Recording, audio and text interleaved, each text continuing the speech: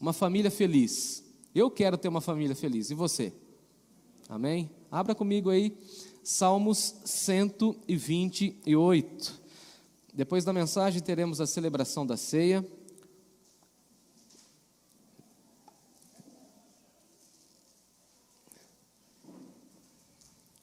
E você poderá celebrar conosco. Se você encontrou o texto, por favor, se coloque em pé em reverência ao texto.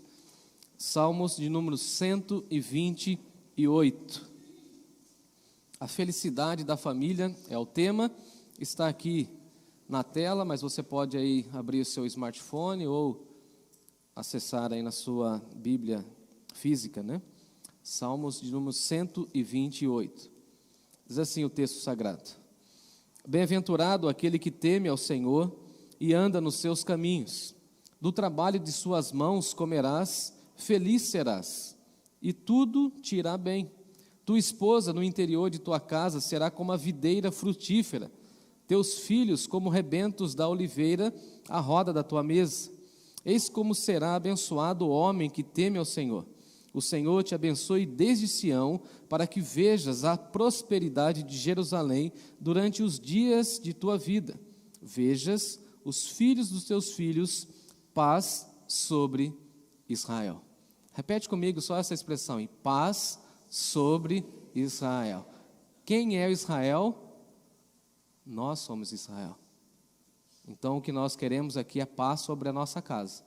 E eu quero convidar que você olhe para alguém aí e fale assim, paz sobre a sua casa. Vamos lá? Paz sobre a sua casa. Paz sobre a sua casa. Paz sobre a sua casa. Paz sobre a sua casa. Amém, queridos? Todo mundo junto, paz sobre Israel. Vamos lá? 1, 2, 3 e paz sobre Israel. Vamos orar. Senhor nosso Deus e nosso Pai, nós queremos ter famílias felizes e que desfrutam da Tua paz. E a nossa oração é que essa palavra invada o nosso coração, transforme o nosso coração e que a nossa igreja seja uma igreja onde reúna famílias felizes e que desfrutam da paz de Jesus. Nós confiamos na promessa dele que ele deixaria conosco a sua paz. E nesse tempo de tantas incertezas, queremos gozar da paz de Jesus. Aquela paz que excede todo entendimento, aquela paz que nós não conseguimos explicar, aquela paz que só pode vir do Senhor. E por isso, Senhor, pedimos que o Senhor abençoe a nossa igreja com essa paz. Abençoe as famílias aqui representadas com essa paz. Abençoe toda a extensão da nossa igreja com a Tua paz. E é no nome de Jesus, o Príncipe da Paz, que nós oramos. Amém. Amém. Sentai-vos.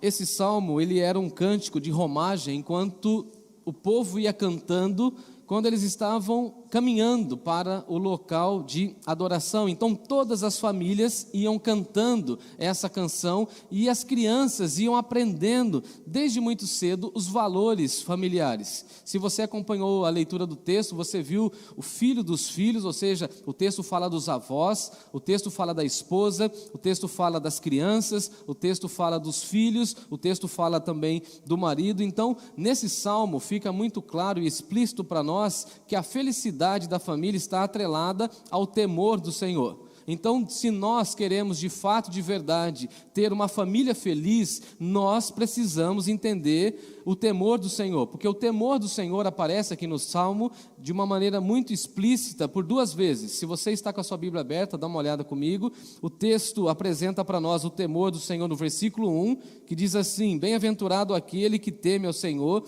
e anda nos seus caminhos. No versículo 4, eis como será abençoado o homem que teme ao Senhor. Então veja que ele está reforçando essa ideia de que nós somos extremamente felizes, porque a nossa vida está completamente voltada para o Senhor e nós tememos a Deus. Então, se nós queremos ter lares felizes, famílias abençoadas, nós precisamos entender isso. E como nós entendemos isso? Quando nós entregamos o nosso coração e o controle da nossa família, da nossa casa, para o Senhor Jesus e pedimos que Ele mesmo esteja governando, conduzindo a nossa casa. Então, a leitura que eu faço desse texto é o seguinte: sem Jesus não tem felicidade na família. com Jesus, a felicidade na família. Então veja que o texto está mostrando essa realidade para nós. E nessa noite, então, eu quero mostrar aos irmãos e às irmãs como nós podemos desfrutar de uma família feliz. Afinal de contas, eu quero crer que todo mundo aqui está buscando a felicidade. Quem aqui deseja ser infeliz? Quem aqui deseja ser feliz e ter uma casa feliz? Ah, melhorou. Então nós buscamos a felicidade, nós caminhamos rumo à felicidade, e a felicidade está em Jesus, porque o fruto da felicidade é o quê? Alegria. E vem Jesus e fala o seguinte para nós: eu darei para vocês a alegria completa. Então veja que o mundo oferece para nós uma alegria ilusória, enquanto Jesus fala o seguinte: eu vou conceder para você, para sua casa, a felicidade completa. Então, olhando para esse texto, eu quero trazer duas lições para a nossa realidade. Eu quero mostrar aqui, dentro da leitura do texto, como nós temos dois princípios completamente interessantes. Para que a minha e a sua família desfrute da felicidade no lar, nós precisamos então entender, em primeiro lugar, que devemos temer a Deus. Dá uma olhadinha o verso primeiro. Bem-aventurado aquele que teme ao Senhor, ou seja, feliz. E essa expressão é um superlativo mostrando para nós felicíssimo. Então, uma pessoa extremamente feliz é aquela pessoa que teme ao Senhor. Então, nós não entenderemos e não desfrutaremos da felicidade se não temermos a Deus. E buscar o temor a Deus nas nossas vidas e nas nossas famílias vai revelar e vai mostrar e vai promover a felicidade dentro da nossa casa. Porque um pai, por exemplo, que busca temer ao Senhor, certamente será um pai mais aplicado. Uma mãe que busca o temor do Senhor e busca temer a Deus em todas as dificuldades e dilemas da vida, certamente será uma mãe extremamente abençoada. Os filhos que temem a Deus, certamente serão filhos obedientes, e daqui a pouco eu retomo nesse ponto. O fato é que o texto vai mostrar para nós que o temor do Senhor deve ser aprendido e ensinado dentro de casa. E eu creio muito nisso, que nós ensinamos os nossos filhos e as próximas gerações a temerem a Deus a partir da nossa convivência e da nossa postura. Muito daquilo que nós conhecemos de Deus e conhecemos da espiritualidade cristã, aprendemos com os nossos pais. E nós precisamos ter esse entendimento de que é no seio da família ou no convívio familiar que nós precisamos ensinar os nossos filhos e netos. Eu não sou avô ainda, mas eu espero ser, em nome de Jesus, quero ser avô e quero ver o meu neto temendo a Deus. E nós precisamos ensinar o temor do Senhor dentro de casa. E temor aqui, essa expressão é muito importante no hebraico, porque temor tem a ver com uma vida que honra a Deus. Então, o que é temor segundo a Bíblia? Uma vida que honra a Deus. E a pergunta é, será que as nossas escolhas honram a Deus e com as nossas escolhas nós mostramos que tememos a Deus? Porque tem muita gente que fala o seguinte: não, eu amo a Deus. A pergunta é, você teme a Deus? Você pensa nas consequências das suas decisões? Porque temer a Deus tem a ver com aquela reflexão que nós fazemos, o seguinte: será que Deus aprova? E eu me lembro da minha mãe, quando a minha mãe falava o seguinte: em seus passos, lembra daquele livro? O que faria Jesus? Quem aqui já ouviu isso? Eu fui criado com isso. Minha mãe um dia chegou assim para mim e falou assim: você, desse jeito, nordestina, brava, dedo em riste, você não namora nenhuma moça da igreja, se você não quiser compromisso sério. E eu falei, o que eu tenho a ver com isso? Logo eu, patinho feio da igreja. Porque se você aprontar com alguma moça da igreja, você tem que lembrar que Deus está vendo. Isso é temor. O que ela estava me ensinando? Que todas as minhas decisões, Deus estava vendo. E ela cantava uma musiquinha que falava o seguinte: cuidado, olhinho, o que vê, mãozinha, o que pega. E um dia na escola, um camarada emprestou para mim uma revista. Sabe aquela revista que a gente não pode falar o nome? Na nossa época, a pornografia não era tão esculhambada como é hoje na internet, era com revista. E eu, pecador, peguei a revista, coloquei dentro dos livros da escola, falei assim, minha mãe não vai ver nunca. Nunca. Cheguei da escola, coloquei minha mochila lá. O que a mamãe foi fazer? Vasculhar o material da escola. Cheirava minhas roupas. Eu falei, mãe, eu fui criado na igreja. Falou, eu confio em você, mas não confio nos seus amigos. E de fato, de verdade, aquilo veio por um amigo.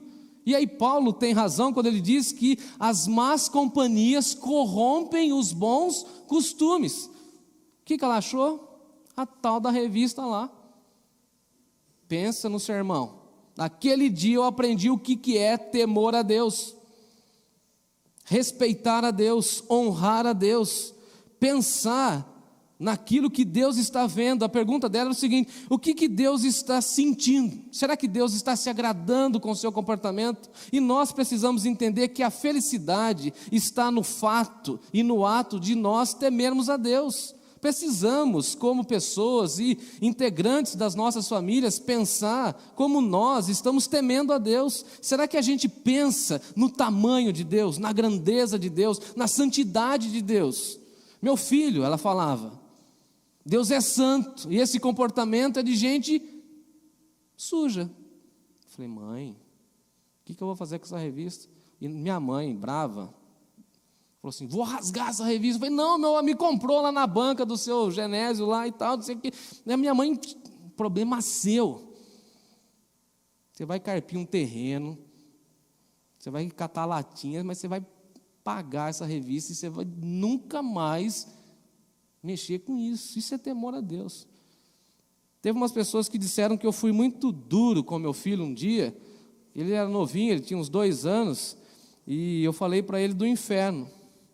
E alguém falou assim, nossa, mas é muito precoce. Mas as crianças aprendem a pecar desde que nascem. Quem aqui tem filho? Teve filho, sabe disso? Se tem algo que eles já nascem, é com instinto para fazer aquilo que não deve. É só você falar o seguinte, não pode fazer tal coisa, não pode ter determinada postura. Vocês viram aqui, as crianças vieram, ficaram comportadinhas, não ficaram?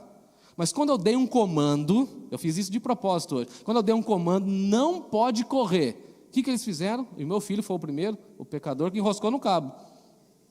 Os irmãos ali falaram, vixe, porque ele tem a tendência de desobedecer. Essa herança é de quem? É de Jesus ou de Adão? Agora, se é de Adão, a gente precisa ensinar esse filho de Adão a se comportar como um filho de Deus que tem o padrão de Jesus. Isso é temor. Em seus passos, o que faria Jesus? Como você vai viver a vida? E veja que o texto está dizendo o seguinte: a felicidade reside nessa postura de temer a Deus.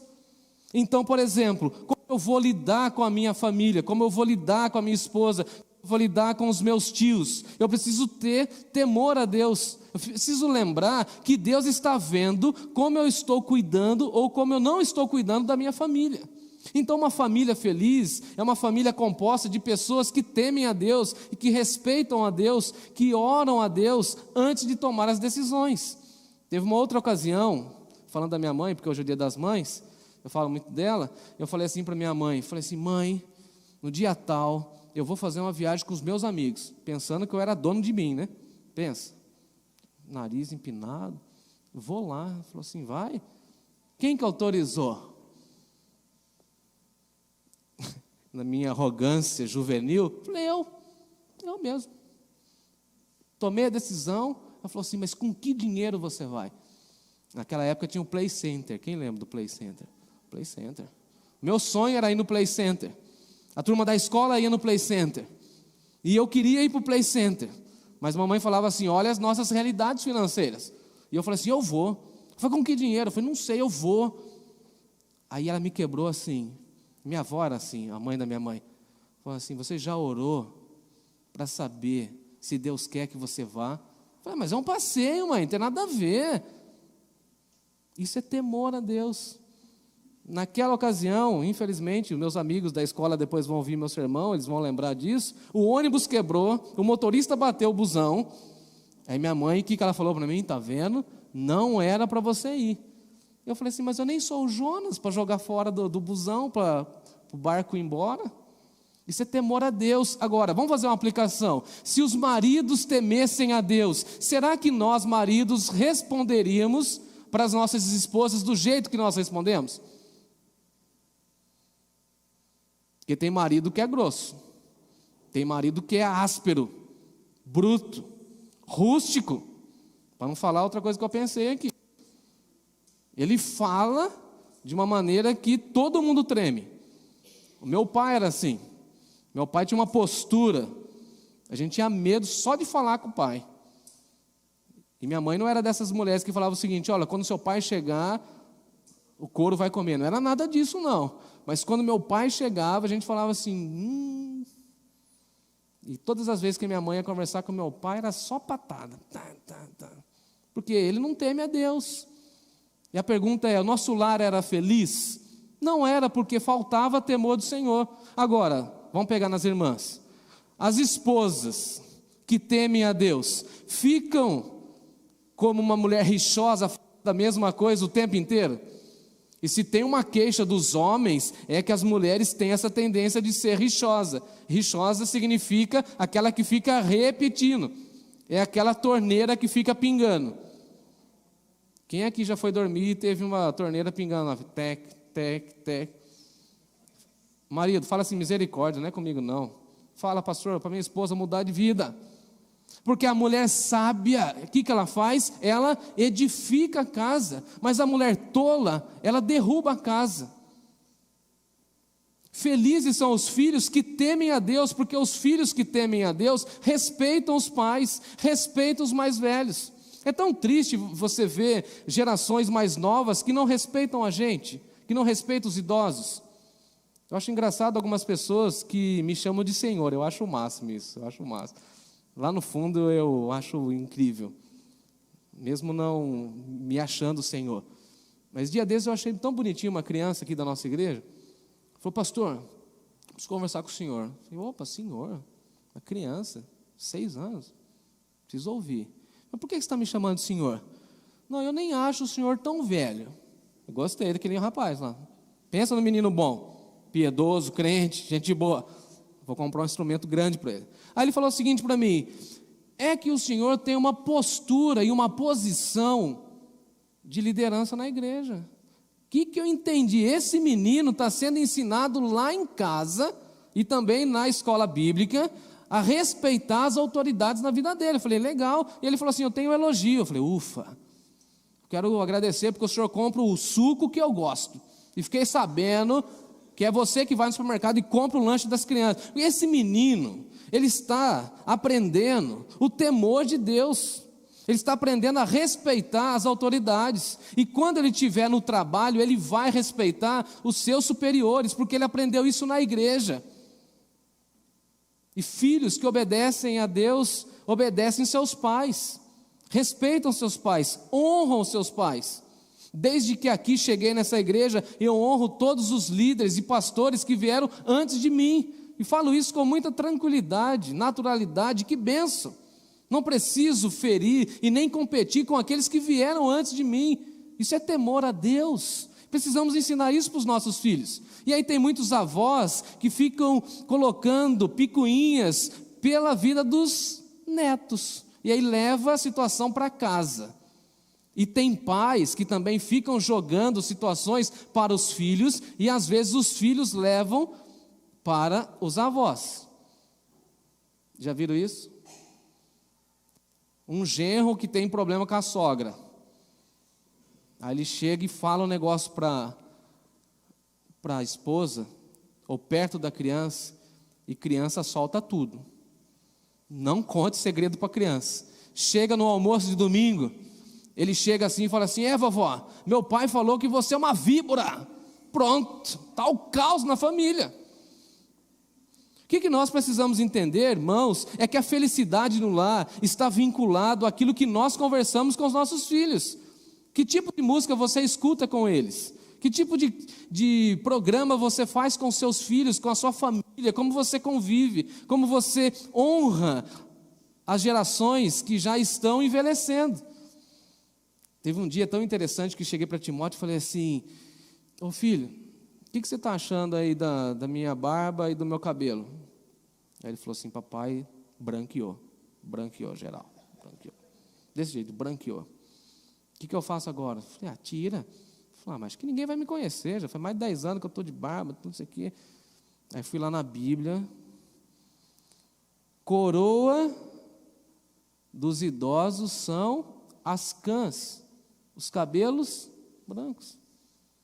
Aí ele falou assim para mim: o que é isso? Vou explicar. Então você vai respeitar, quando você vê, principalmente os homens, né? Porque as mulheres aí, até o pastor Júlio falou isso outro dia aqui, né? As mulheres dão uma disfarçada, põem uma química aí e tal, não sei o quê, disfarça um pouco. Aí eu falei para ele: dá uma olhada, quando você vê uma pessoa com o cabelinho branco, respeite ela, ouça essa pessoa, porque ela já tem experiência de vida, e eu acho que cristã, acumulada durante toda a jornada. Ele falou: que legal. E a gente fica andando de carro, às vezes, olhando e tentando achar pessoas com o cabelinho branco. Aí ele fala: papai, essa pessoa é sábia, né? Eu falo assim: sim. E lá no fundo: não. Sim, porque a experiência já deve ter mostrado para essa pessoa a sabedoria, mas nem todos os idosos também são sábios, convenhamos. Tem um povo que já tem idade, e por ter idade, o que eles falam? Não, agora eu não tenho mais freio, agora eu falo o que eu quiser. Complicado, hein? Complicado. Mas a gente precisa ensinar as novas gerações a cuidar dos idosos. Teve um dia que eu falei para o meu filho: você fica correndo na igreja. Aí daquele dia eu fui duro, lembrei da minha mãe. Se um dia você derrubar uma senhora e ela machucar, e eu vou te pegar. Ele falou: sério, sério. E eu vou te pegar. Porque você não pode, é uma senhora. Tem muitos idosos na igreja, então você tem que tomar cuidado. Onde que eu vou correr? Eu falei: corre com seus amigos lá longe, estão ouvindo? Um deles é meu filho.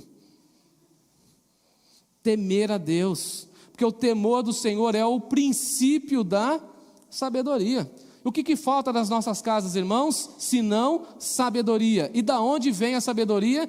Quando nós tememos a Deus. Precisamos cuidar bem da nossa casa, e aí quando eu falo casa, das nossas relações familiares, por meio do temor a Deus.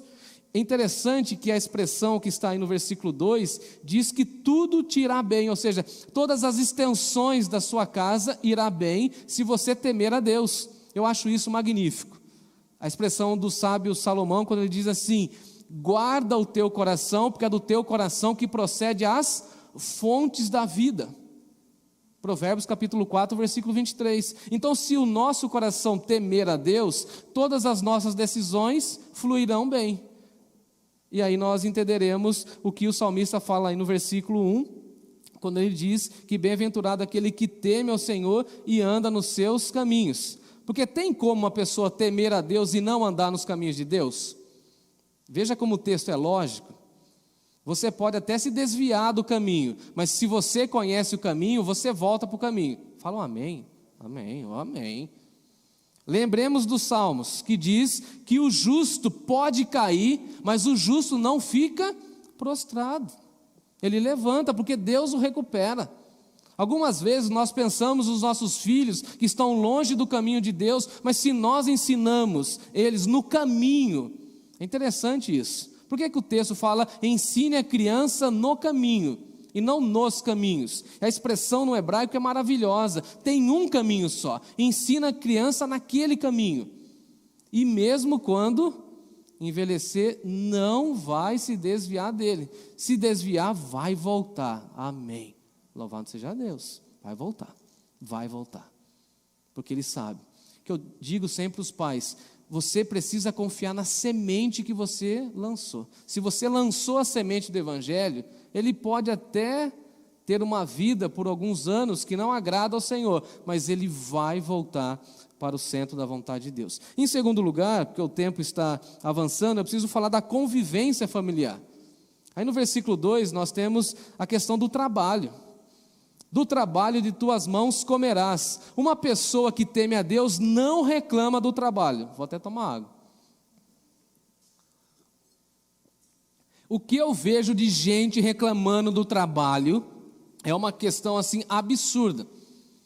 Tem gente que odeia segunda-feira. Pressão quando vai chegando o domingo e ele precisa enfrentar a segunda-feira. Para nós cristãos, o trabalho é uma bênção. E a gente tem uma visão negativa do trabalho por um equívoco bíblico. A gente fala o seguinte, a gente lembra da expressão de Gênesis, quando Deus disse assim, eu até anotei aqui, em fadigas obterá dela, da terra, o sustento. Mas a gente precisa lembrar que o trabalho foi algo dado por Deus antes da queda. Lucas e eu já fizemos uma aula extra para falar que nós carregamos a imagem e semelhança de Deus e nós precisamos trabalhar. Veja a expressão do texto, do trabalho de tuas mãos comerás. Que bênção é comer pelo resultado do nosso trabalho. E veja que aqui tem a ver com a questão da convivência. E ele diz o seguinte, e feliz será. E aqui eu não estou falando das dificuldades que nós temos no nosso país, por exemplo, com a questão do desemprego. Não é isso que eu estou falando. Estou falando é que nós precisamos ter gratidão a Deus pelo trabalho que Ele está dando para nós, porque por meio desse trabalho a gente leva o sustento para a nossa casa. E aí nós devemos ter alegria e entender que prosperidade bíblica tem a ver com a família reunida, desfrutando de muita coisa. Saúde. Saúde. Feliz será e tudo te irá bem. Posso contar mais uma do Timóteo, um dia desse? Sim ou não? Mês passado foi aniversário do sujeito. O sujeito chega para mim, na crise que nós estamos vivendo. Quem aqui está lidando com a inflação? Você já foi no supermercado? Está feia a coisa, não está não? Fala, misericórdia, Senhor, tem que orar, né? Ir para o supermercado. Aí ele chega para mim e fala o seguinte, papai, chegando no meu aniversário, eu já contei que ele pediu a pintura do quarto, depois ele chegou para mim e falou o seguinte, sabe o que eu quero? Aquele peixe vermelho. E eu falei, peixe vermelho? O que é peixe vermelho? Aí, aquele um lá que você comprou um dia lá para a mamãe, no aniversário da mamãe, qual é? Salmão. Salmão. E eu quero comer 3 camarão daquele redondo, 7 barbas. Tá, chique, né? Que legal. Falei para ele, meu filho, não é só missionário, hein? Esquece não, hein? Esquece não. Fui lá, comprei o tal do salmão. Aí Natália, num dia de semana, vai lá e faz o salmão para ele. A minha maior alegria, de verdade, agora sem brincadeiras, foi ver aquela boquinha comendo o salmão, com uma alegria, com uma alegria. É isso que o salmista está dizendo. Feliz você será quando você supre as necessidades da sua casa. Aí ele comeu o tal do salmão. Depois, no outro dia, lá comeu os 3 camarão. Chique. Aí, eu falei assim, agora acabou a cota, né? Aí ele chega para mim, além do que o aniversário dele foi dia 29, última semana do mês. Não vou perguntar aqui quem passa apuro na última semana, mas a última semana tende a ser dificultosa para a maioria das famílias. E aí ele falou assim, papai, sabe o que está faltando agora? Só aquela carne molinha. Qual carne molinha? Aquela quando corta assim, sai um suco assim, vermelho. Eu falei assim, é picanha, né, meu filho? Tá chique a coisa, né? Deixa para o mês que vem, que é o meu aniversário. Agora estamos em maio, agora é minha vez. Eu falei para a Natália, porque a nossa convivência vale mais do que o dinheiro que nós empregamos. O que o texto está dizendo para nós é que quando nós tememos a Deus, a gente busca fazer de tudo para que a nossa família e os nossos filhos, as pessoas que vivem com a gente, desfrutem da felicidade. E pensa, se tem uma coisa boa e que traz felicidade para nós, gente bonita, eu estou melhorando agora, hein, de saúde, hein? É comer, hein? Fala a verdade. Vou falar a verdade. Feliz será. Tua esposa, no interior da tua casa, será como uma videira frutífera. Aí eu achei interessante isso. A esposa é uma videira frutífera. E essa figura é muito interessante porque traz o sentido de fertilidade, de produção e de festa. Você, mulher, tem que ser uma videira frutífera. E aí nós precisamos lembrar a tradição judaica. Porque uma videira sempre promove festa. Haja vista que Jesus multiplicou o quê? água lá na festa em vinho. Abre um parênteses aqui. A forma como eles tomavam vinho naquela época não tem nada a ver com como a gente toma bebida alcoólica hoje. Tanto é que Jesus foi acusado de ser o quê? Beberrão e glutão. Gostava de comer e beber. Mas o simbolismo na tradição judaica é o seguinte: a mulher é uma videira. Porque quando a videira começa a florescer, significa que tem festa, significa que tem produtividade. Olha que interessante, a esposa é uma videira frutífera. De vez em quando eu chego para a Natália e falo isso: ô mulher, você tem que ser uma videira frutífera. Ela, o que você quer? Eu falei, festa, alegria em casa. Põe música, vamos festejar. Fertilidade, sonho em ter mais uns 2, 3 filhos. Falar porque ela não está aqui. Depois ela vai ouvir a gravação, ela puxa minha orelha em casa. Alegria. Uma perguntinha: você, mulher, você é feliz na casa? Porque pensa, tem umas mulheres que têm um semblante feio, hein? Eu tenho medo de algumas irmãs. Aqui não. Mas no meu outro rebanho, onde eu estava, antes de vir para cá, tinha uma irmã lá que eu não falava com ela, não. Eu não, tinha medo. Medo mesmo. Cara fechada, brava. O que o texto está dizendo para nós é o seguinte: a mulher precisa ser frutífera. Precisa dar fruto. Precisa mostrar esse fruto através do semblante, do cuidado. E os filhos são comparados aqui com os rebentos da oliveira. Eu achei interessante isso, porque o óleo da oliva produz o azeite, que era um produto muito nobre, era muito caro, era um produto que era usado para as enfermidades e era um produto que era usado também como combustível. Então os filhos são como os rebentos da oliveira. E aí fui fazer a lição de casa e entendi que o rebento é o novo broto. Quem aqui teve contato com agricultura sabe disso. Os rebentos da oliveira é quando vai surgindo novos brotos para cuidar do velho tronco. E aí fui fazer a lição de casa, eu quero explicar para vocês. A oliveira tem um tronco. O que a oliveira dá? Azeitona. Da azeitona sai o quê? Você joga na pizza assim? Azeite. Então tem o tronco. Os rebentos saem do lado, mas estão ligados à mesma raiz. O que o autor bíblico está dizendo? Que as crianças são os novos rebentos. As crianças vão proteger os mais velhos. Magnífico isso. Então a esposa vai gerar alegria e festa em casa, e os filhos vão trazer a renovação. E eu fico feliz com isso. A nossa igreja já está sendo renovada pelas nossas crianças. Amém, gente, amém. Vai surgir uma nova geração que teme a Deus, porque essa relação da família acontece tudo em volta da mesa. Uma perguntinha assim para você: como está a sua mesa? Quanto tempo você dedica para a sua família lá na mesa? Hoje está muito na moda assim a gente comer fora da mesa. E aqui o texto está dizendo que nós precisamos voltar para a mesa, cuidar da mesa, respeitar a mesa, honrar a mesa. Porque a mesa tem algum simbolismo. Por exemplo, a mesa é local de memórias afetivas. Você lembra de momentos na mesa com a sua família? Tem momentos ruins e bons em volta da mesa, mas a mesa é uma oportunidade de a gente criar relações afetivas. Toda vez que a gente vai para a casa da minha mãe, Timóteo quer ver algumas fotos antigas da nossa família, só para ficar tirando sarro de mim.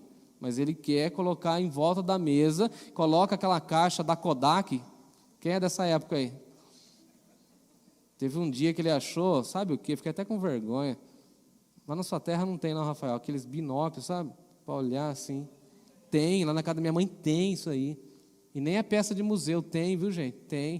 Tem. Mesa, relacionamento, conhecer a história da família, comer na mesa. E às vezes nós fazemos da mesa qualquer outra coisa menos o espaço da mesa. E agora com o home office isso complicou. Quem aqui já foi na minha casa sabe que eu só tenho um lugar e eu precisei trabalhar ali. E eu perdi por alguns meses esse espaço da mesa. Veja que o texto está dizendo que é na mesa que a família é cuidada. As irmãs aqui da igreja já aprenderam isso no encontro de casais que eu fiquei sabendo, que nós precisamos cuidar da mesa, ter um tempo em volta da mesa. Mesa também é um local onde a gente estimula a união, respeito.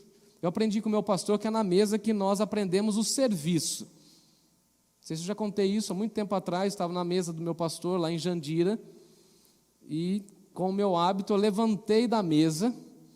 Sempre gostei muito de feijão, e o feijão ficou na ponta da mesa, e eu aqui comendo feijão com farinha. Quem gosta? Poucas pessoas, né? E eu lá comendo feijão com farinha, acabou no meu prato. Eu peguei meu prato e puxei minha cadeira e fui lá do outro lado. Aí meu pastor falou, senta, porque tem pastor que é sério, manda mesmo, né? Senta. Quero mais, senta. Eu sentei, obedeci meu pastor. Sentei, falou, dá o prato. O que você quer? Eu falei, o que está acontecendo aqui? Ele falou, você aprendeu uma lição hoje, meu filho. Estou falando de coisa de 5, 6 anos atrás, gente. Você vai aprender que mesa é local de serviço. Eu que vou servir você. O que você quer? Arroz por cima ou por baixo? Porque tem isso também, né? Eu que gosto de farinha, eu falei para o cara assim, não põe a farinha em cima, eu que ponho, o meu garfo, eu põe do lado. Mas a mesa é esse local de serviço. Você e eu precisamos falar isso para os nossos familiares. Senta, eu vou servir você, eu que vou colocar para você. Você quer mais suco? Vou colocar para você, porque ali a gente vai aprendendo a servir.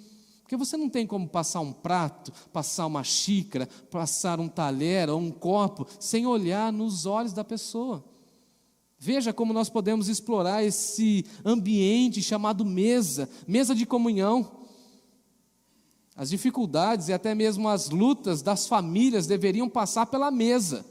Nós deveríamos, inclusive, fazer da nossa mesa o local de culto e de prestação de contas entre os nossos familiares. Você deveria chamar lá a sua família e falar assim, como que foi seu dia? Vamos parar um pouquinho, nesse frenesi que a gente vive, vamos parar, tomar um chá, conversar, orar. Tudo isso está acontecendo ao redor da mesa. Valorize a sua mesa. Cuide da sua mesa. Irmãs, decore a mesa. Põe aqueles talheres lá que você ganhou no dia do seu casamento. Põe lá para funcionar. Põe lá. Pede para as irmãs que cuidam de artesanato aí, colocam, como chama aquele negócio que põe no meio da mesa lá? Caminho. Tira aquele monte de tranqueira que está lá, põe um quebra-cabeça e fica todo mundo lá tentando montar o quebra-cabeça.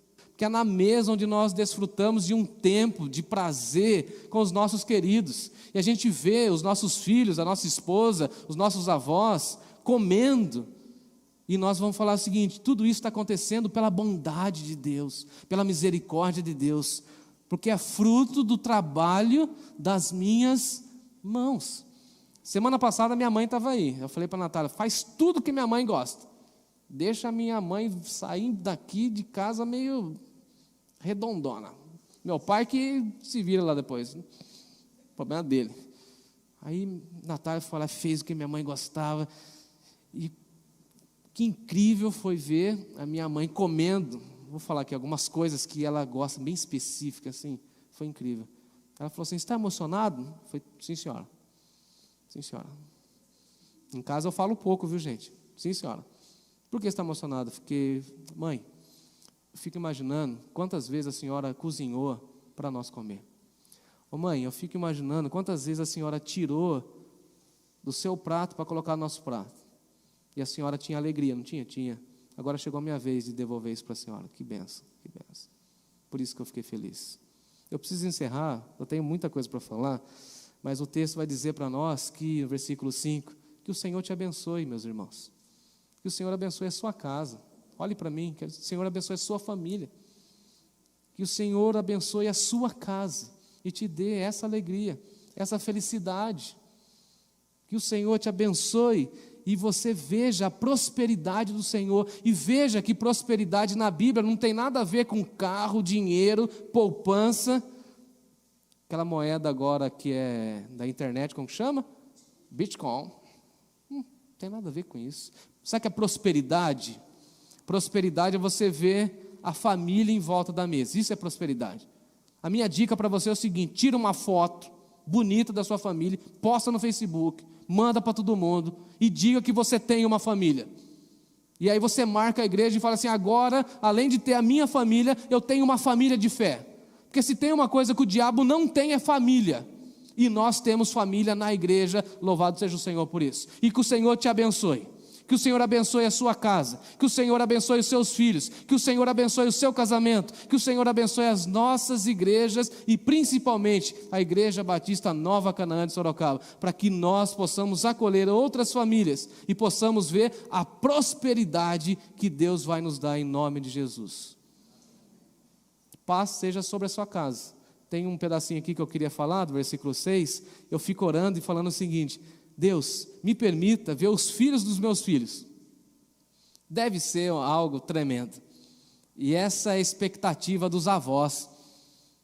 Eles às vezes não falam, mas quando os nossos pais nos veem casando, o que eles esperam? Netinhos ou netinhas. Esperam.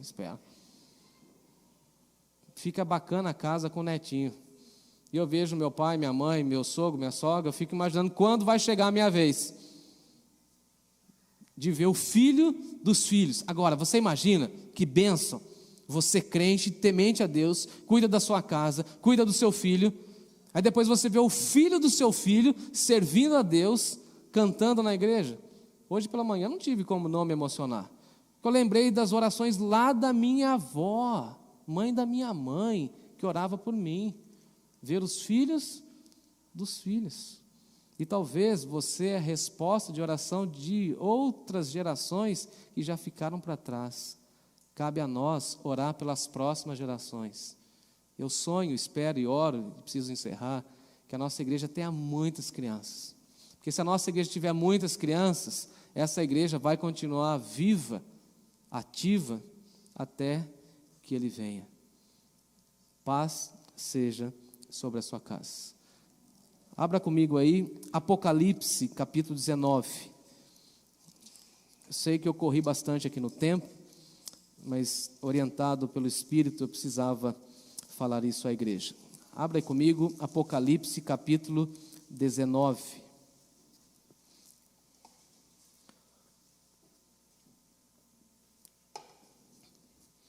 Dezenove, 9. Então me falou o anjo, escreve, bem-aventurados, lembra dessa expressão, mesmo do Salmo? Felizes são aqueles que são chamados à ceia das bodas do Cordeiro. Eu e você somos chamados às bodas do Cordeiro.